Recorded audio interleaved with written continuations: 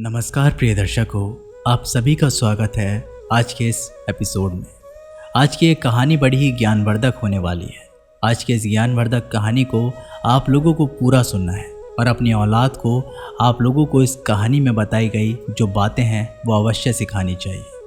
अगर आपकी औलाद गलत लक्षणों में, कुलक्षणों में या फिर गंदी आदतों में जा रही है तो इन बातों को आप लोगों को अपनी औलाद को ज़रूर सिखाना चाहिए।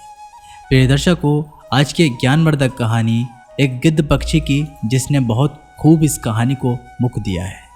आज की इस ज्ञानवर्धक कहानी पर आप सभी को अमल करना चाहिए और आप सभी को इस कहानी को जानना चाहिए। आज की एक कहानी बड़ी ही ज्ञानवर्धक है। प्रिय दर्शकों, अगर आप हमारे इस चैनल पर आज पहली बार आए हैं तो चैनल को सब्सक्राइब ज़रूर कर दें और साथ ही इस वीडियो को एक लाइक ज़रूर कर दें और इस ज्ञानवर्धक कहानी को अपने यार, मित्र, बंधु और रिश्तेदारों को ज़रूर शेयर करें ताकि उन्हें भी इस ज्ञानवर्धक कहानी का लाभ प्राप्त हो सके और जीवन में कभी भी अज्ञानी रहने का उन्हें सुख प्राप्त ना हो सके। तो चलिए मित्रों, वीडियो को शुरू करते हैं।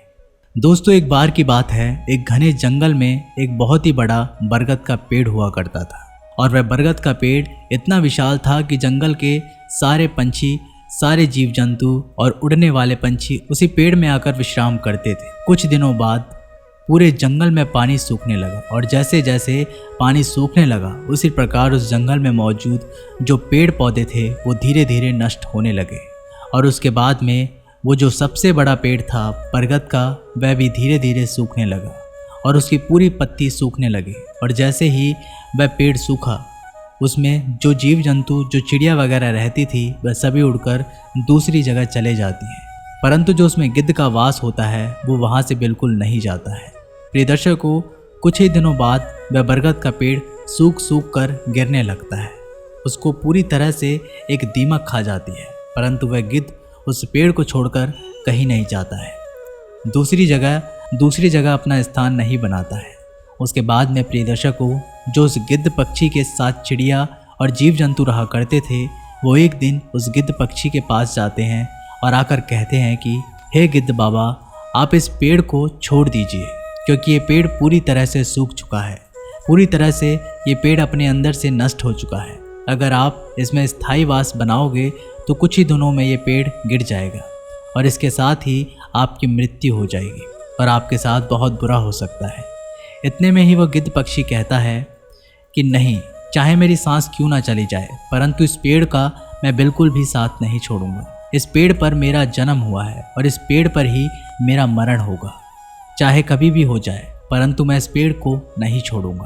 प्रिय दर्शकों, उसके बाद में वो सारे पंछी बहुत ज़्यादा विलाप करते हुए उस गिद्ध पक्षी से विनय निवेदन करके वापस लौट जाते हैं और फिर दूसरे दिन फिर से आते हैं और फिर से गिद्ध पक्षी से कहते हैं कि गिद्ध बाबा, आपसे हम फिर बोल रहे हैं कि आप इस जगह से अपना स्थान हटा ले, वरना ये पेड़ गिरने वाला है। परंतु फिर से वह गिद्ध पक्षी उन लोगों से मना कर देता है और वह लोग सीधा फिर इंद्रदेव के पास चले जाते हैं। और जैसे ही वह सब पंछी इंद्रदेव के पास जाते हैं तो इंद्रदेव से बोलते हैं कि हे महाराज इंद्रदेव, हम सभी एक वन में रहते हैं और उस वन में पानी पूरी तरह से सूख चुका है और वहीं पर हमारे वन में एक बहुत बड़ा बरगद का विशाल पेड़ है और उस विशाल पेड़ में हम सभी जीव जंतु रहते हैं, परंतु हमसे सबसे बड़ी उम्र में एक गिद्ध पक्षी वहाँ रहते हैं जिन्हें हम गिद्ध बाबा कहते हैं। हम सब लोगों ने जैसे ही वह पेड़ सूखा, जैसे ही उसे दीमक खाने लगी, तो हम सभी वहाँ से अपना स्थायी वास हटा चुके थे, परंतु जो हमारे गिद्ध बाबा हैं वो वहाँ से बिल्कुल भी नहीं हट रहे हैं, अपना स्थान नहीं छोड़ रहे हैं। अगर ऐसा ही चलता रहा तो दिनों दिन वह बरगद का पेड़ गिर जाएगा, उसे दीमक खा जाएगी और गिद्ध बाबा उस पेड़ के साथ ही नीचे गिर जाएंगे और उसकी मृत्यु हो जाएगी। वे सभी पंछी इंद्रदेव के विनय आग्रह करते हैं कि महाराज कृपा आप हमारे साथ चलें और गिद्ध बाबा से आग्रह निवेदन करें कि वह उस जगह से अपना स्थान वास हटा ले। दोस्तों, इस तरह से जब वह पंछी भगवान इंद्रदेव से निवेदन करते हैं तो कुछ देर बाद भगवान इंद्रदेव उन सभी पक्षियों के साथ उस वन में चले जाते हैं और वन में जाने के बाद जब उस बरगद के पेड़ को देखते हैं तो वाकई में वह बरगद का पेड़ पूरी तरह से सूख जाता है, पूरी तरह से नष्ट हो जाता है और उसे दीमक खा रही होती है और एक एक डाली जर्जर करते हुए गिर रही होती है।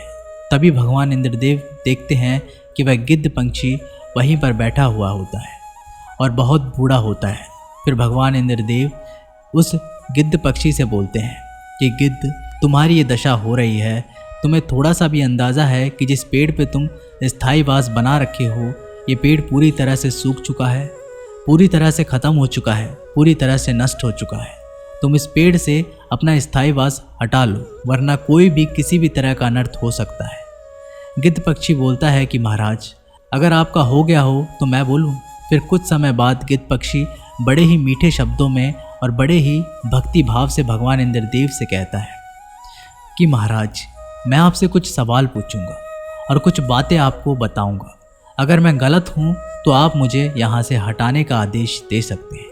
इंद्रदेव बोलते हैं कि बोलो गिद्ध। गिद्ध बोलता है कि महाराज, जब मेरा जन्म हुआ तो मेरी माता और पिता मुझे छोड़कर स्वर्ग सिधार गए थे, और जब मैंने जन्म लिया तब से ही मेरा स्थायी वास इस बरगद के पेड़ में है, और जब मैं छोटा सा ही बड़ा हुआ तो मेरा स्थायी वास ये बरगद के पेड़ में ही रहा है।